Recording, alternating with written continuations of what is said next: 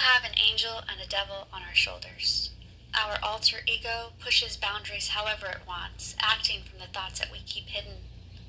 People address their shadow in a variety of ways, and this most often includes pretending it doesn't exist, hiding it when it shows itself, and managing the embarrassment when it's made itself known.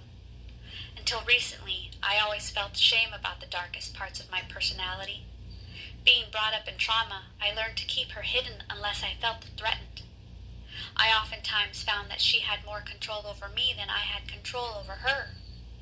I began truly seeing that we all possess our own versions of Mr. Jekyll and Dr. Hyde. I have also begun to acknowledge that every warrior has a shadow, and every shadow has its purpose. It is born out of the darkness that is cast out. But contrary to popular belief, it is not born to do us harm, but instead to keep us safe. It is almost a personification of our cumulative pain triggered by our emotional bodies. Our shadow is set off when reminded of the emotional, psychological, and physical pain we've endured.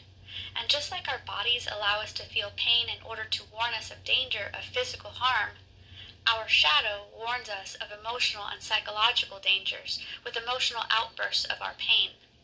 Something inside ferociously pushes back with the hidden wounds that are just under its surface, our surface.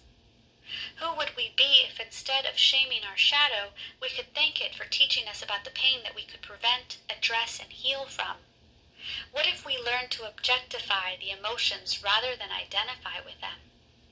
What if we could separate ourselves enough to observe and integrate enough that we could offer ourselves the kindness and compassion we needed from the start?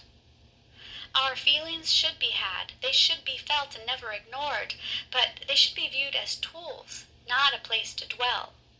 We have feelings, they shouldn't have us.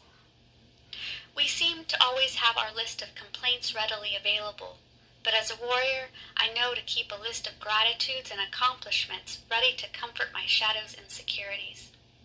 I know I struggle with remembering my blessings, specifically during times of struggle, so I remind myself of my worth.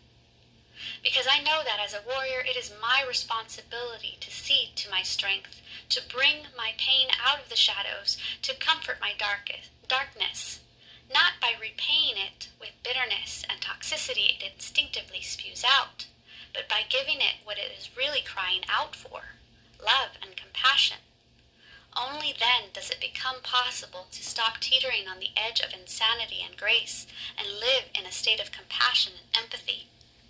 It isn't about the tolerance of inappropriate or maladjusted behavior. The goal of self-compassion is to heal from what we must face about ourselves so that we can become whole and be the warriors that we were always destined to become. When we get tangled up in the darkness created by bitterness and trauma, we must remind ourselves that it is in the darkness where the light is most visible.